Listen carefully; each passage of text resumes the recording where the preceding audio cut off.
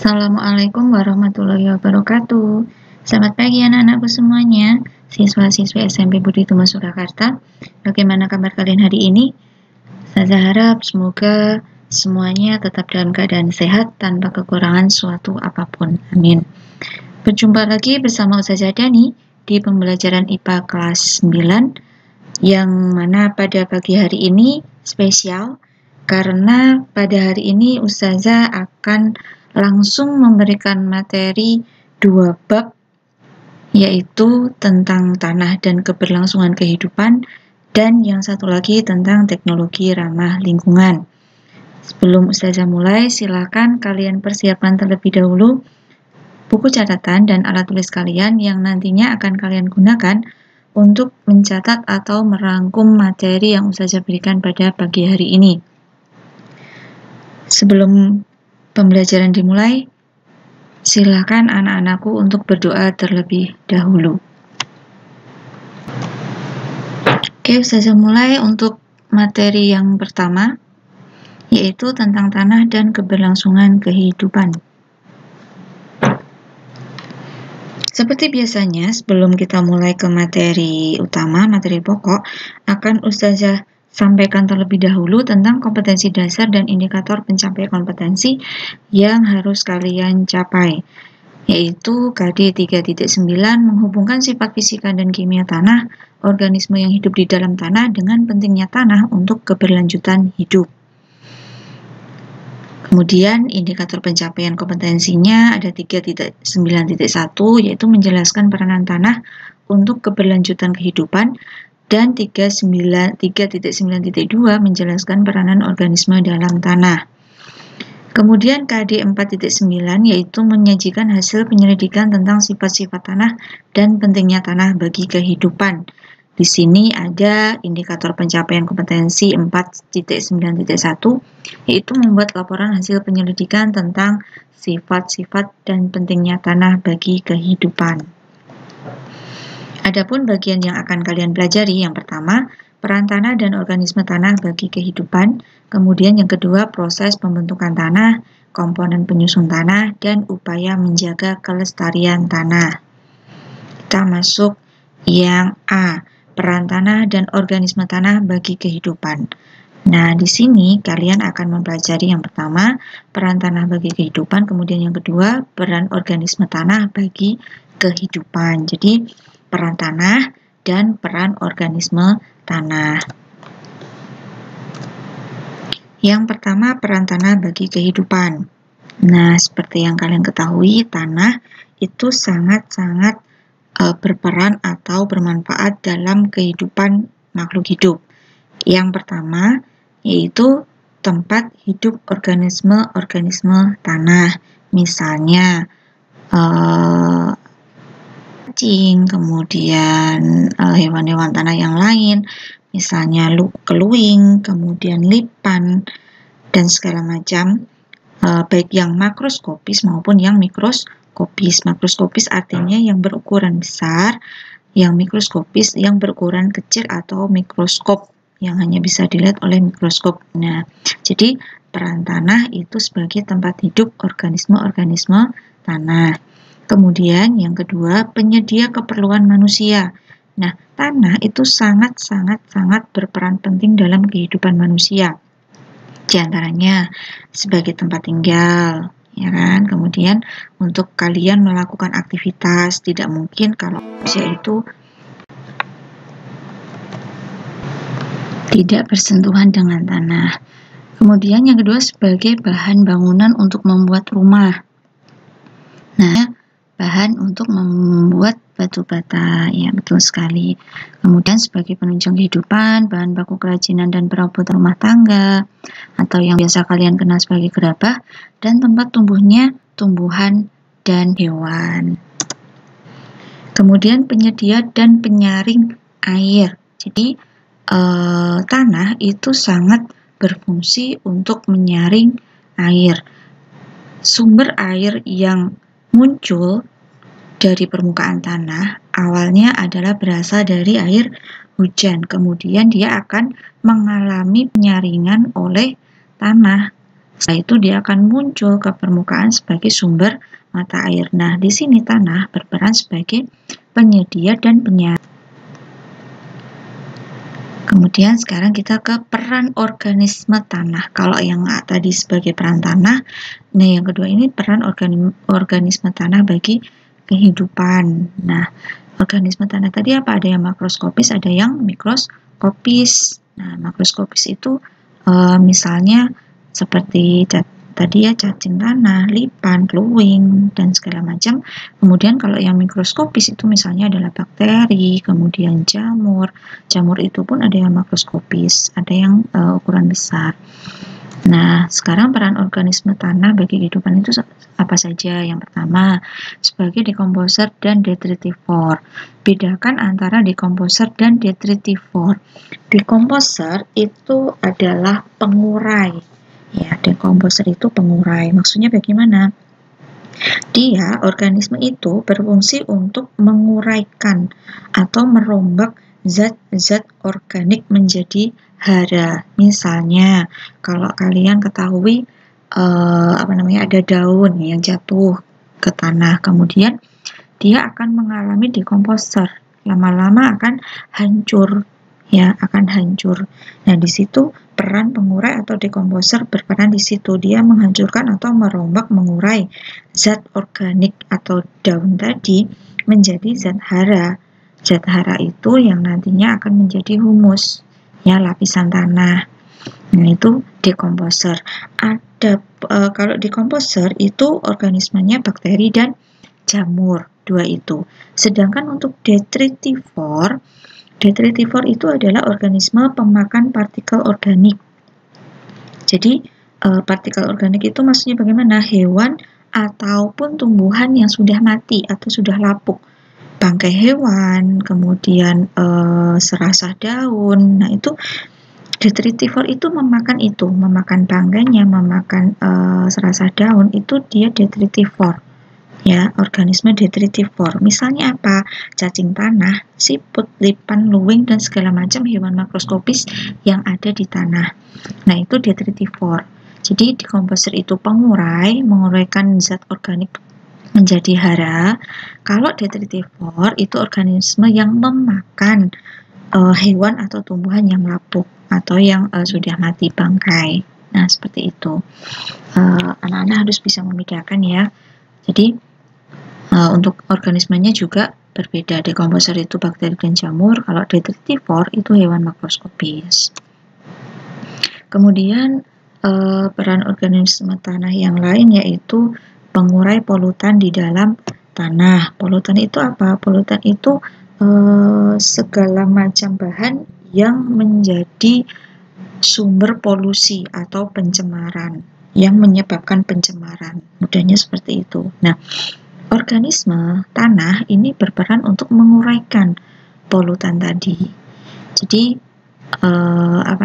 ketika ada polutan, bahan yang menyebabkan polusi, yang menyebabkan pencemaran, dia jatuh ke tanah, ada di tanah, maka dia akan diuraikan oleh organisme tanah.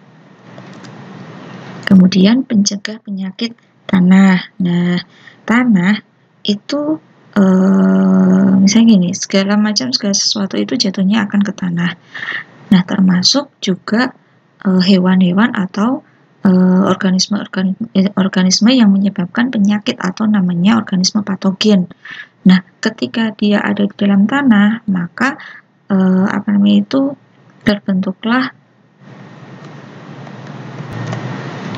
terbentuklah yang namanya pengendalian biologis. Artinya bagaimana? Artinya suatu pengendalian lingkungan yang memanfaatkan atau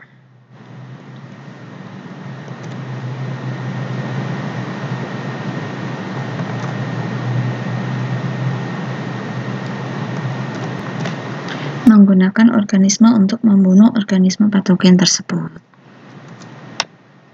Bereaksi kimia dalam tanah memberi pengaruh terhadap tekstur tanah. Kemudian yang terakhir yaitu pengatur kegemburan dan struktur tanah. Jadi adanya organisme di dalam tanah itu sangat mempengaruhi kegemburan dan struktur suatu tanah. Adapun untuk reaksi kimia itu maksudnya adalah ada beberapa organisme yang hidup di dalam tanah yang dia berfungsi atau bermanfaat untuk membentuk suatu zat kimia yang nantinya dapat dimanfaatkan oleh organisme atau hewan atau tumbuhan yang lain. Nah, maksudnya reaksi kimia dalam tanah itu seperti itu. Kemudian kita masuk ke yang kedua, yaitu proses pembentukan tanah, komponen penyusun tanah, dan upaya menjaga kelestarian tanah. Yang pertama yaitu yang akan kita pelajari tentang proses pembentukan tanah, kemudian lapisan tanah, komponen penyusun tanah, dan upaya menjaga kelestarian tanah. Proses pembentukan tanah. Tanah itu berasal dari proses pelapukan batuan secara fisik, biologis, dan kimia. Jadi tanah itu asalnya awal mulanya adalah batuan. Kemudian batuan tersebut mengalami pelapukan baik secara fisika, biologis, maupun kimia. Dengan demikian, faktor-faktor yang mempengaruhi proses pelapukan batuan menjadi tanah dapat dibedakan menjadi faktor fisik, faktor biologis, dan faktor kimia. Fisika, kimia, dan biologis. Nah, ini contohnya. Jadi faktor fisika yang mempengaruhi yaitu iklim, sinar matahari, curah hujan, dan angin. Kemudian untuk faktor biologis adanya vegetasi tumbuhan lumut dan mikroorganisme tanah. Yang terakhir faktor kimia yaitu air dan perubahan kimia. Kalau untuk lebih gampangnya, di daerah gurun pasir itu sangat mudah terjadi pelapukan secara fisika, yaitu karena adanya sinar matahari dan angin. Banyaknya sinar matahari dan angin jadi memudahkan di daerah gurun itu terjadi pelapukan batuan secara fisika. Adapun untuk yang biologis, tumbuhan lumut seperti yang kalian ketahui, lumut itu bisa tumbuh di bebatuan. Nah, ketika bebatuan itu ditumbuhi lumut, maka dia kelama-kelamaan akan mengalami pelapukan yang pada akhirnya akan hancur dan berubah menjadi tanah. Untuk faktor kimia yang air pun sama seperti itu. Kalau air lebih mudahnya kalau kalian pernah bepergian ke gua, nah itu air yang mengenai batuan, lama-kelamaan batuan akan mengalami lekukan. Nah, itu namanya faktor kimia. Itu contohnya seperti itu. Nah, sekarang untuk lapisan tanah, seperti yang kalian lihat, itu lapisan tanah itu ada 1, 2, 3, dan 4. Lapisan atas, lapisan tengah, lapisan bawah, dan lapisan batuan induk. Lapisan atas merupakan lapisan yang terbentuk dari hasil pelapukan batuan dan sisa-sisa makhluk hidup yang telah mati. Kemudian lapisan tengah terbentuk dari campuran antara hasil pelapukan batuan dan air. Jadi di lapisan tengah ini ada air, sudah ada airnya, sumber mata airnya. Kemudian lapisan bawah merupakan lapisan yang terdiri atas bongkahan-bongkahan batu. Kemudian yang lapisan terakhir, lapisan batuan induk, berupa batuan padat, keras, dan sulit mengalami perubahan. Adapun komponen penyusun tanah yaitu batuan, udara, humus, kemudian air, mineral, dan komponen organik. Upaya untuk menjaga kelestarian tanah sangat mudah ya, yaitu menanam pohon di tanah gundul, menutupi permukaan tanah terbuka dengan jerami rumput kering atau bubuk hijau, memperbaiki cara pengolahan tanah, mendaur ulang sampah yang sulit diuraikan, contohnya kayak seperti sampah plastik. Selain mendaur ulang juga mencari alternatif bungkus atau wadah yang di situ selain plastik. Nah, itu upaya untuk menjaga kelestarian tanah. Kemudian membuat sengketan pada tanah di lereng pegunungan yang miring seperti ini. Ini namanya sengketan itu seperti ini. Nah, jadi kayak bersap-sap. Kemudian mengurangi penggunaan pupuk kimia. Nah, sekarang pupuk itu ada yang pupuk organik ya. Jadi lebih ramah untuk tanah, lebih aman, lebih bagus untuk tanah itu pupuk organik. Oke, untuk materi tanah dan keberlangsungan hidup sudah selesai. Kita masuk ke bab yang kedua, yaitu tentang teknologi ramah lingkungan. Teknologi ramah lingkungan atau ya eco-friendly ya. Nah, seperti yang awal tadi, saya bacakan terlebih dahulu kompetensi dasar dan IPK-nya, yaitu 3KD3.10 memahami proses dan produk teknologi ramah lingkungan untuk keberlanjutan kehidupan. Ada 2, memahami berbagai teknologi ramah lingkungan serta aplikasinya dan menjelaskan pentingnya aplikasi teknologi ramah lingkungan untuk keberlanjutan kehidupan. Kemudian KD 4.10 menyajikan karya tentang proses dan produk teknologi sederhana yang ramah lingkungan, yaitu ada 1 IPK, yaitu menyajikan karya tentang proses dan produk teknologi ramah lingkungan. Nah, yang akan kalian belajar itu ada 2. Yang pertama, prinsip teknologi ramah lingkungan dan aplikasinya dalam kehidupan, dan teknologi tidak ramah lingkungan dan dampaknya. Kita masuk yang pertama dulu, prinsip teknologi ramah lingkungan dan aplikasinya dalam kehidupan. Ada pengertian dan prinsip teknologi ramah lingkungan, aplikasi teknologi ramah lingkungan, dan perilaku hemat energi dalam keseharian. Kita mulai yang pertama, pengertian dan prinsip teknologi ramah lingkungan. Jadi, teknologi ramah lingkungan atau eco-friendly technology atau green technology merupakan bentuk penerapan teknologi yang memperhatikan prinsip-prinsip pelestarian lingkungan. Maksudnya, teknologi yang dikembangkan di mana tidak akan merusak alam.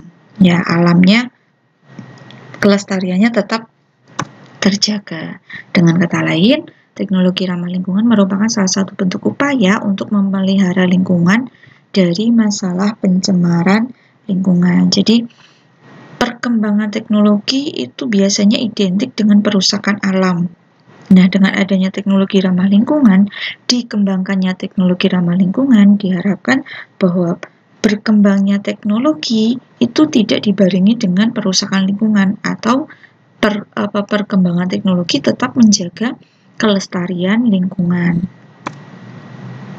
Nah, adapun aplikasinya kita sudah banyak sekali untuk zaman sekarang ya, apalagi di 2021. Aplikasi untuk teknologi ramah lingkungan itu sudah semakin maju, ya, semakin berkembang, dan sudah mulai diterapkan atau diaplikasikan. Nah, misalnya pada bidang energi ada biofuel, biogas, sel surya, kemudian hydropower dan segala macam hydrogen power, ya, itu merupakan bentuk aplikasi teknologi ramah lingkungan di bidang energi. Adapun di bidang transportasi itu adanya mobil listrik yang sekarang sudah mulai dikembangkan dan sudah mulai diproduksi. Kemudian ada kendaraan hidrogen, artinya dia menggunakan energinya menggunakan hidrogen, itu di bidang transportasi. Kemudian untuk di bidang lingkungan ada namanya biopori, fitoremediasi, composting toilet, dan water purification. Jadi pemurnian air, ya, air didaur ulang, ya. Jadi setelah digunakan didaur ulang nanti bisa digunakan lagi. Kemudian di bidang industri ada namanya biopulping dan biobag. Biobag itu artinya seperti yang sekarang ini sudah mulai digunakan oleh supermarket, kemudian retail perbelanjaan, pusat perbelanjaan, yaitu plastik yang di situ degradable, artinya dia bisa terurai oleh organisme tanah, itu namanya biobag. Kemudian di bidang pertanian itu ada namanya bioinsektisida, biofungisida, dan bioherbisida, artinya pestisida yang di situ menggunakan organisme atau menggunakan atau secara biologis, ya, organisme. Jadi memanfaatkan organisme, atau biasa kalian kenal sebagai pestisida organik, pupuk organik, dan segala macam yang fungsinya di situ sebagai pengendali hama yang sifatnya organik, ya. Nah, kemudian untuk yang ketiga yaitu perilaku hemat energi dalam keseharian. Nah, kalau kalian tidak bisa menciptakan teknologi yang ramah lingkungan, kalian belum bisa untuk menciptakan teknologi yang ramah lingkungan, paling tidak kalian cerminkan dalam perilaku kalian untuk hemat energi dalam keseharian.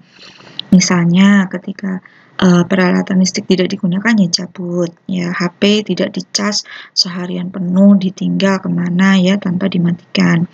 Kemudian ketika kalian nanti membuat rumah atau manfaatkan cahaya alami. Artinya apa? Perbanyak jendela. Jadi itu akan mengurangi penggunaan lampu. Kemudian gunakan peralatan listrik yang hemat energi. Mengurangi penggunaan plastik. Contohnya ketika kalian membawa minum dan bawa botol minum sendiri. Botol minum itu kan bisa digunakan untuk beberapa kali pakai. Ya, kemudian menanam pohon, dan menggunakan transportasi umum, dan beralih ke sumber energi alternatif. Artinya sumber energi yang bukan dari minyak bumi, seperti itu ya. Jadi bisa memanfaatkan tenaga surya, memanfaatkan air, memanfaatkan angin, ya, energi-energi yang berasal dari tiga hal itu tadi, ya, beralih ke sumber energi alternatif. Nah, adapun untuk teknologi yang tidak ramah lingkungan dan dampaknya yang akan kalian pelajari maksud saja teknologi yang tidak ramah lingkungan itu misalnya adalah ya teknologi pengolahan minyak bumi. Kemudian ada teknologi yang berhubungan dengan pengolahan dan penggunaan batu bara, ya, fosil. Jadi minyak bumi dan batu bara itu adalah bahan bakar fosil. Kemudian teknologi yang berhubungan dengan pemanfaatan bahan bakar fosil, sama ya. Kemudian yang terakhir yaitu teknologi yang memanfaatkan bahan-bahan kimia, seperti ya itu tadi pestisida menggunakan bahan kimia. Nah itu teknologi yang tidak ramah lingkungan dan dampaknya sangat buruk untuk lingkungan kita, menyebabkan pencemaran yang sangat parah. Oke, ternyata udah selesai dan ada tugas untuk kalian. Yang pertama, buatlah kerajinan barang bermanfaat dengan bahan dasar barang bekas yang ada di sekitar kalian. Jadi kalian buat kerajinan yang di situ kerajinan itu harus bermanfaat untuk kalian. Nah, bahan dasarnya dari barang bekas yang ada di sekitar kalian. Kemudian dokumentasikan proses pada saat kalian membuatnya melalui video. Kalian bisa persingkat videonya ya. Kalian bisa persingkat videonya. Kalian insya Allah saya yakin kalian paling jago untuk hal-hal yang semacam ini. Jadi ketika kalian membuat kerajinan tersebut, dokumentasikan dengan melalui video. Kemudian setelah itu kalian upload video kalian di link yang sudah Ustazah sediakan, dan batas waktu terakhir pengumpulan adalah 1 minggu dari sekarang. Jadi batas waktu pengumpulan kalian punya waktu 1 minggu untuk mengerjakan ini ya. Kemudian untuk pertemuan minggu depan materinya adalah penilaian harian mulai dari bab 1 sampai bab 5. Karena kalian sudah kelas 9, maka untuk materi PTS kalian nanti itu adalah materi kelas 7, 8, 9. Nah ini karena waktunya tinggal sedikit sebentar, maka untuk pertemuan besok Ustazah gunakan untuk penilaian harian yang khusus materi di kelas 9 ini. Kelas 9 semester 2 ya, semester 2. Itu ada 5 bab, yaitu kemagnetan, bioteknologi, sifat bahan, atom, ion, molekul, tanah, dan kehidupan, teknologi ramah lingkungan. Jadi 5 bab itu nanti minggu depan kita ulangan 5 bab itu. Kemudian silakan persiapkan diri kalian baik-baik sebelum mengerjakan penilaian harian, karena ini sangat penting untuk nilai kelulusan kalian nantinya. Dan Ustazah harap ketika kalian nanti mengerjakan soal PTS, kalian kerjakan betul-betul, karena itu nanti berhubungan dengan penilaian kelulusan kalian. Oke, sekian dari Ustazah. Mohon maaf apabila masih banyak kesalahan, masih banyak kekurangan dari Ustazah dalam menyampaikan, kurang paham atau kurang mengerti. Ustazah mohon maaf yang sebesar-besarnya. Semoga Allah selalu paring lancar, sukses, barokah untuk kita semua. Semoga ke depan lebih baik lagi untuk semuanya. Dan semoga kalian selalu dalam keadaan sehat tanpa kekurangan suatu apapun. Oke, sekian dari Ustazah. Mohon maaf apabila masih banyak kekurangan. Alhamdulillah, jazakumullah khairan. Jumpa lagi minggu depan. Wassalamualaikum warahmatullahi wabarakatuh.